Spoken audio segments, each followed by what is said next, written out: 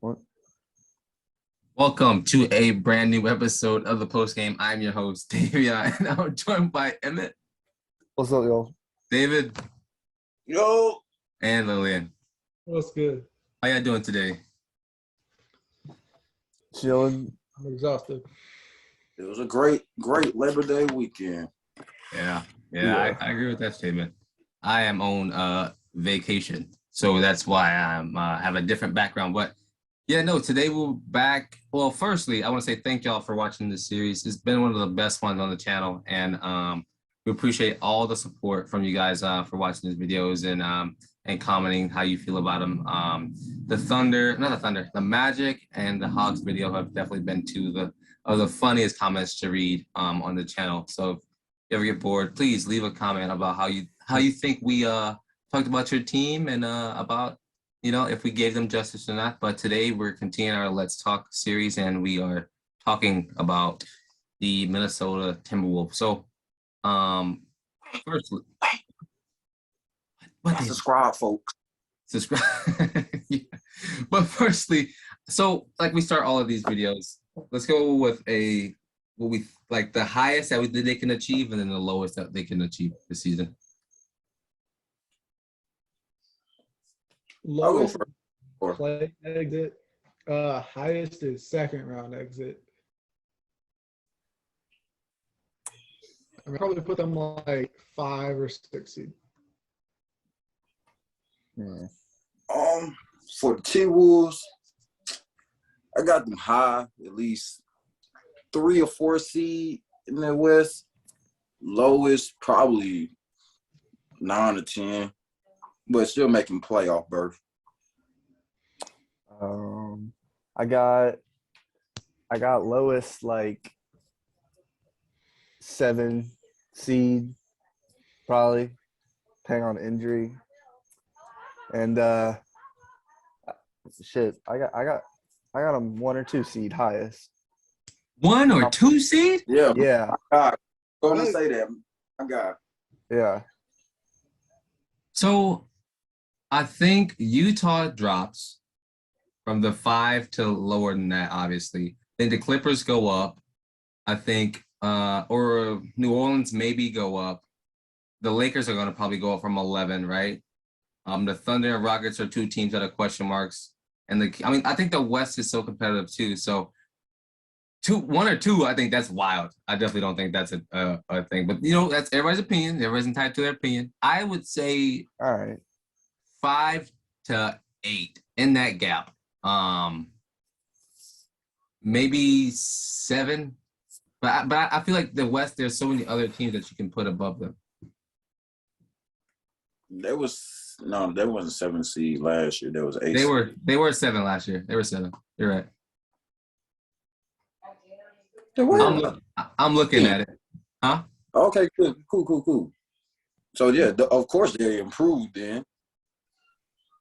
But I think there's other teams in the NBA that improved as well, like the Clippers. Right. I mean, we don't know what the Lakers look like yet. And is Portland going to be a big deal? We'll talk about that in literally the next episode, so we're not going to talk about that right now. And so, I mean, there's so many question marks for other teams, but like, did they improve drastically to that extent? You never know. That's the biggest question is, the Clippers get Kawhi and PG back. The Pelicans get Zion back, and we already saw the Pelicans give the Suns a run for their money without him. Yeah. And the West just already being full of some powerhouses like Golden State, Phoenix, Memphis, Dallas. It's just hard to say that the Timberwolves adding Rudy Gobert and really nothing else actually propels them that high. All right, y'all want my explanation? Yeah. Happy to give it. It's because the West is ass. Sorry, they're ass. You see how many players go from the West to the East this offseason? It's ridiculous. And now you've only got like a couple teams that are going to be way up there, and that gives room for the Timberwolves to sneak. Like, okay, who thought the Grizzlies were going to be the 2 seed? Nobody. Mm-hmm. And they didn't really make any moves. I mean, I think the Warriors and the Suns, like, they're not going to try hard in the regular season because they know they're going to, do whatever in the playoffs. And No, the plus, Suns will try hard. We all seen that video of them working out after a random regular season win. The Suns try hard in the regular season. They go full out. so I'm just saying, I say Minnesota could be a good regular season team like Utah was a few years ago, and maybe not good playoff team, but I think they're that trade they made makes them a contender in the West. That was the goal, and I think that's going to happen. The thing about Minnesota is I put them at like that 5-6 spot. Like I think they make it past the play and they don't even have to play in the play, and I think they start 5 or 6. But that's because I have the 4 teams ahead of them, the Clippers, Mavs. Well, I have 5 teams ahead of them, really. Clippers, Mavs, Suns, Warriors, and Grizzlies. And so much of why the Timberwolves, did anything last year was like the heart they had. And they traded away that heart. And I don't think the addition of Rudy Gobert helps them on anything other than defense. And it takes away offense from them. So when I look at the Timberwolves, like, go ahead, David. You're right. Yeah, you're right. What? Okay, just because they lost Pat Bev, the addition why they acquired Pat Bev is because of the defense. It wasn't because of heart and stuff. You got Ant as the vocal leader for that team. Even though he's young, you don't see it as much, but he's a very vocal member for that team. Pat Bev even said that. With the addition of Rudy Gobert, that really helped out with the defense. He couldn't protect the paint. You got a whole bunch of offense, no defense. You got a 3-time defensive player of the year. Like that makes them like that's an over the top thing. Like you got D'Lo, I think shooting guard. Who the shooting guard for? Ant.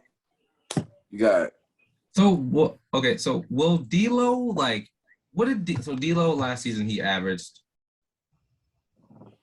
18 points a game. Like, does he need to go up and like improve on that, or is that enough for that team?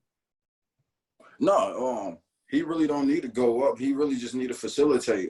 D'Lo is based off of scoring. I would say he just need to really just facilitate more because they got Cat for the scoring. They got Ant for the scoring. Even Gobert, he'll give a good 15 a game, as you saw. Even though it's all in the paint, we give a good 15. You don't really need no scoring for that team. You need defense, and that's what they brought Gobert in. And that twin tower of Cat and Gobert. Yeah. See, the issue is Minnesota gained interior defense but lost one of their best perimeter defenders. And and as far as D'Lo is concerned, I love D'Lo. He's been my favorite player since he went off in Brooklyn. But when you look at it statistically, yeah, he averaged 18 last year, but he shot 41% and 34 from 3. Like his efficiency was shot, and he really wasn't the best defender. He's a rover defender, and he's not that great of one. So he needs to step it up on the offensive end and defensive end next year. We need to see not the return of Brooklyn D'Lo, but maybe the return of, the D'Lo we saw when he got traded to Minnesota. Okay. So you rather have perimeter defense than interior? I know this whole NBA world is like a 3-point game, but realistically, I would rather have interior defense because 2s are easier than 3s. And then obviously you only really need one main defender in basketball for real. So they got what's his name? What is his name? Jaden. Jaden. Yeah, he's good. Hey, and I totally get that. But the main thing is as the NBA evolves, right? We see so much more 3-point shooting, and when they're in the West, that means we know that they have to contend with the Warriors, teams like the Warriors. So how does a team with less perimeter defense stop a lineup of Stephen Curry, Jordan Poole, Klay Thompson, Andrew Wiggins? Right? So you need the perimeter defense, especially in the West, before you need interior defense. I think that he should. I mean, I think he should focus on improve in both areas, but like if he could just be a solid facilitator for that team, then that's kind of all. Like I hope he'll slow, like not take his. That's probably why his efficiency was so bad. 'Cause he took so many stupid shots. He's always done that. So if he like kind of takes a step back, maybe shoots like a couple less shots, that efficiency is probably going to rise up.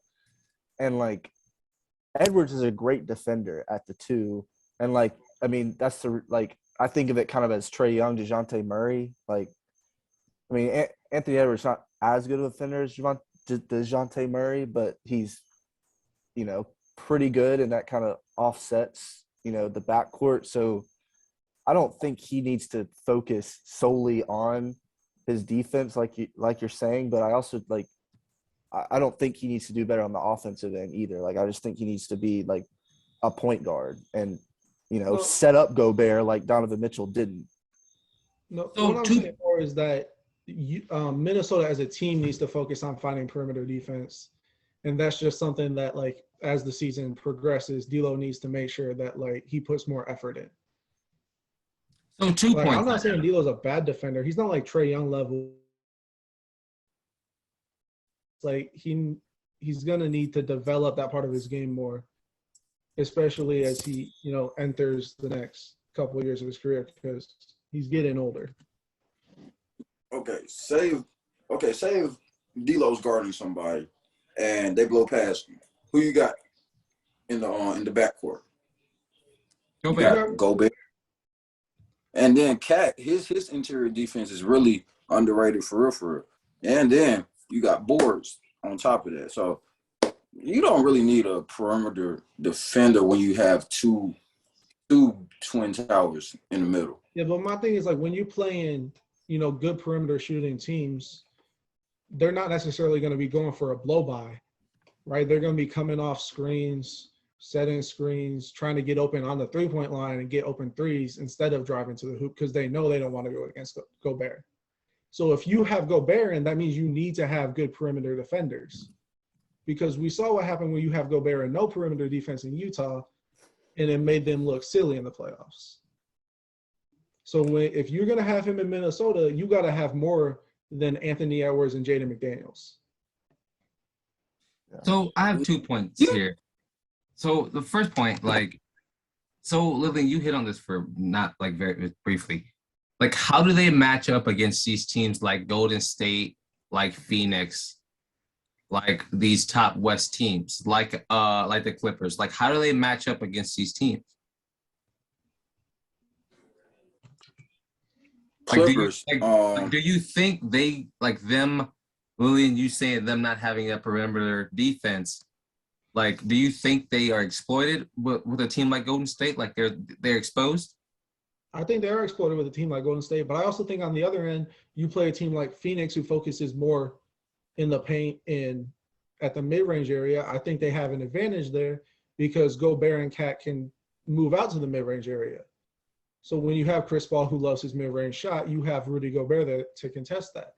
But then, yeah, you see teams like Golden State, you see Memphis who can shoot the ball pretty well, and I think that exploits a weakness that we saw in Utah. You can't really say Memphis because Timberwolves last year took them to 7. And then you add Gobert on top of that. Yeah, but I think the number one thing is they had better perimeter defense last year, but I'm saying they have less perimeter defense this year, and more interior defense this year. And so I think that we see a Memphis team that's going to continue to get better. And Minnesota's not as young, so they're not going to progress as quickly. Yeah. So go ahead, Emmett, or whoever is talking. I was saying, like, how is this different than, like, having, like, Darius Garland and Donovan Mitchell in the backcourt who both are not great on defense, but you got 2 centers inside that are pretty good at defense. Mm-hmm.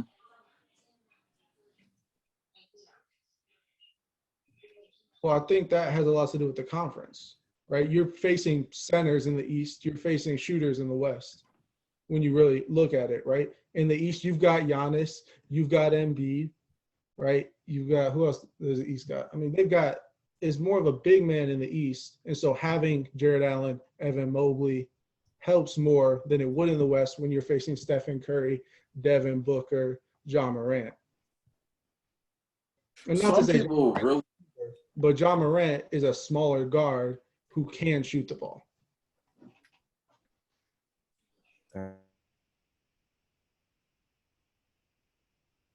I think like, okay, so if you took the Warriors out of the conversation, if you took the Suns out of the conversation, like what we're talking about now, say they don't face them until like the second round of the playoffs. Like, I think the Timberwolves match up very well against most teams in the West. Like, I don't think they're exploited by anyone else besides those two teams.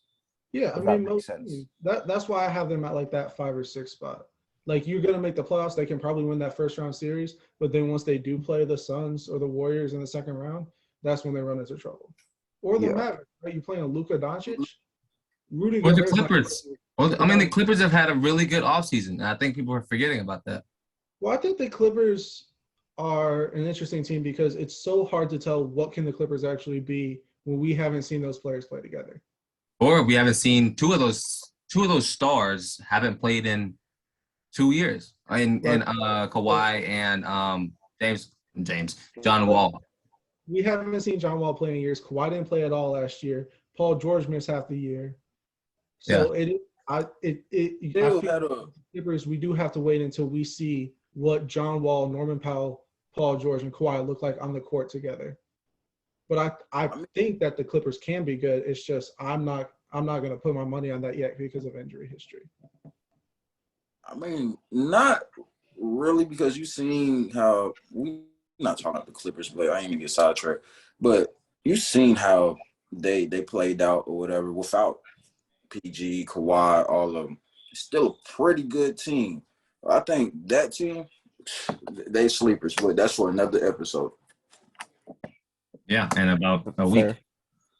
But so hitting, I think we've mentioned these two guys' names, but we haven't really talked about them as a team, as a duo.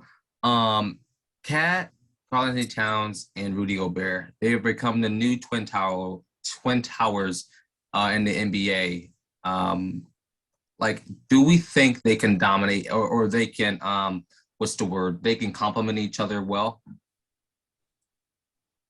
I would say yes if I trusted Rudy Gobert in the post.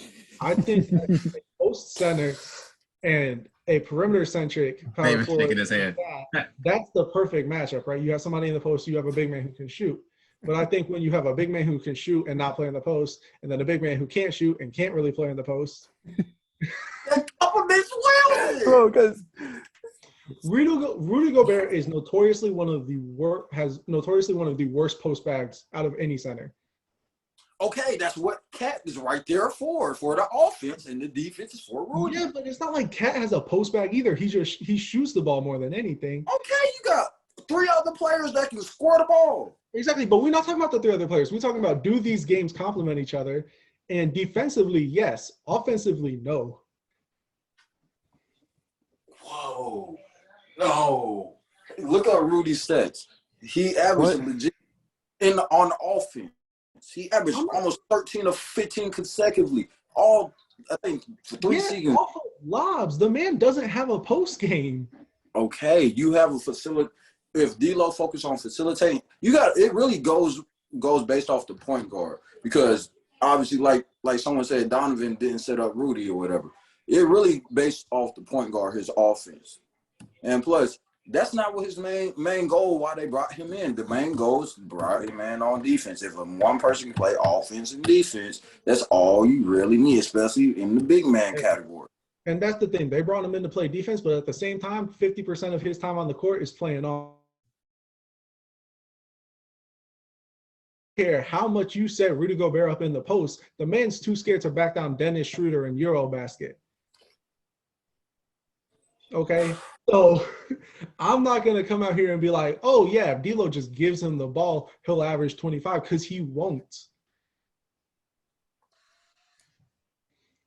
I'm not saying average. You don't even have to average 25 to be on that team. You don't even need him for offense. That's what I'm saying. They brought him But in for defense. you can't be playing 4-on-5 every time you're on offense. You can't. Okay, but to David's point, that you just made a great point. Like you just brought this man in for defense. That's why you brought Pat Bev in last season, is for defense, right? And you saw this team drastically change defensive wise. And so you bring him in this season. You bring in Rudy in this season as a big who can also play defense because he's won Defensive Player of the Year twice. And so I think because he is almost or 7 foot, however tall he is, it's not gonna be 4-on-5. He's still a 7 foot, almost 7 foot giant that you have to put somebody on regardless. And what? Sorry. Did y'all know that Rudy Gobert had the best offensive rating in the league last year? I mean, he was statistically the best. Sorry. People be sleeping on Rudy just because, I don't know, they just want to make him a meme, but people actually be sleeping on Rudy. Here's the thing. Offensive rating, it varies depending on the situation because you could see Joel Embiid have a lower offensive rating than Rudy Gobert, but we all know Joel Embiid is miles better offensively than Rudy Gobert. So when you're scoring your points off of little lobs from Donovan Mitchell, okay, those still points. Putbacks instead of actually getting the ball in the post and doing something with it. Okay, but to David, but again to David's point, he's not there for that. Like they have other people like Ant that can score. They have these other people that they brought in. And they also brought in Kyle Anderson. I don't know if it's a big deal or not, but they literally he's so good. Pascal, they have other pieces to the puzzle, and so but that's the biggest thing is you can't wholly put the offense on Anthony Edwards and Karl Anthony Towns. That's what we got for other people. You need to have somebody you can fall back on in the post, and Karl Anthony Towns ain't that, and neither is Rudy Gobert. Well, whoa. No, I'm not gonna allow. Who even said? Well, wait. So that's a funny point because we see Golden State, they don't rely on the post ever. That's never their go-to. So I think they Stephen Curry. But I think the NBA as a whole is evolving away from the point of we need this post man or we need this big. I mean, we saw the Rockets a couple years ago have an experiment where they had no big men. Granted, it didn't work well, but they were a really good like regular season team. And so it's like, especially even if you're looking at the Warriors, they have their post in Draymond Green. He doesn't necessarily play in the post all the time, but also Kevon Looney. Think about it. Kevon Looney, if you watched Warriors in the playoffs last year, he scored their first few buckets almost every game. Looney's a good point. Draymond is not a good point. Move out to the perimeter. You need to have some type of post offense in the NBA, no matter how good your shooters are. Looney is basically like Gobert. What you talking about? Gobert is better. Okay, if you say Looney is the same as Rudy Gobert's, you don't watch Kevon Looney. I watch Kevon Looney. They are similar type players, but Gobert, he just has better defense. Yeah. They're the same, really. Even shit. Oh, I mean, shoot. Rudy offense is better than Kevon. Wait, hold up. Wait. Oh wait. Nah, I'm not gonna say anything. I'm gonna just let that be. So it's funny, pre-show, Lillian was like, let's see how many terrible takes David's going to have today. And she's the one here with the terrible takes. It seemed like a lot of terrible takes going that way. I'm joking. No, but listen. I love Rudy Gobert's defense. I do not like his offense. Listen, I think here's the thing. And I think this is like the big picture when it comes to centers. And I think people expect people to be who are 7 foot tall to have a good post move. But the way the NBA is moving and depending on what role that players are going to play at, like you don't need that in your bag. And obviously he doesn't. He's been in this league for 9 years and has played to the highest clip that he needs to. I mean, my only thing is how far has having no post game gotten Rudy Gobert? 2-time Defensive Player of the Year. I was just about to say. I mean, I'm not mad. Individual accolades, he's never gotten farther than the Western Conference Finals. I don't even think he's gotten there. Yeah, they haven't gotten that far, have they? Oh, then maybe I don't know. I think they did get it like 1 year, but even then, like we know that now today in the NBA, your big man can't be purely defense. You're right. That's a Like good big men that are purely defense don't win games. That's why you have Karl Anthony Towns for the offense. good point. And that's why Let's see. Here, you know what? Come back to this video when Rudy Gobert averages 12 and 12 with no offense, and the Timberwolves don't make it past the first round. what? Okay. And plus he averaged. Hey, clip that. Clip that. Different. Flip Rudy that statement right Gobert's there. inability to play offense killed the Jazz year after year, and is going to continue to kill the Jazz. I would not say that. Y'all would not say that. Because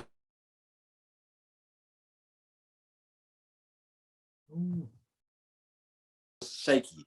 You had no, I ain't gonna go in. I ain't gonna go in like that. I ain't gonna go in. Let me just relax. Let me just relax. It's a way better situation in Minnesota than it was in Utah? What happened? You saying it's a better situation in Minnesota than it was in Utah? I agree with that statement. Yes, it's way better. Yeah. There's more pieces around. There's more pieces around Gobert here. Granted, they did have Donovan Mitchell and Mike Conley and Bogdanovich. and Jordan Clarkson as well. So it's like, Exactly. I mean, it's that's not like a lot. Utah has 0 pieces. They just are getting rid of all them to go into a rebuild. So Yeah. I'm not saying I'm just saying Utah had pieces, but Minnesota's got more defensive than they got offensive, and Utah had more offensive than they had defensive. So it's definitely a different situation. But They ain't really had no offense. I don't know where you saw offense other than Donovan. Donovan was off that team. Whoa. Okay. You're being hard. No, because Chill. I don't know about that one, David. yeah, you acting like Utah was like some. Utah was stacked offensively. They were stacked. Make it to the playoffs. They were stacked offensively, or They were stacked offensively and defense. Joe Ingles was there too, wasn't he? Yeah. Donovan Clarkson, Conley. What was Joe there for? He'll Defense. give you three. Joe was there as 3 and D. He shot threes for you. So to wrap up this whole thing, because I feel like we've rambled. Any final thoughts on the Timberwolves? I think the Twin Towers, they'll do pretty good. They'll be like David Robinson and Timmy D. I'm not saying to that superstar level. No, I see where you're coming from. I see where you're coming from. Will they be better than Anthony Davis and DeMarcus Cousins? DeMarcus Cousins? Yes. Hey, it was a question. What you talking? I mean, probably, but I would say that's just because DeMarcus tore his ACL and that never really actually ended up being a thing. Yeah, they were good for a couple weeks and then down went their ACL. Yeah, I think if AD and Boogie had played together, that could have worked. But yeah. Well, if you made it this far, we thank you for listening. It's been a very fiery episode today. David, Emmett, Lillian, thank y'all for joining. Next time we'll be talking about the Oklahoma City Thunder. So yeah, look out for that in about 2 days from after you see this. But yeah, I'm Davion. That's Emmett, Lillian, David, and this has been the post game. Peace.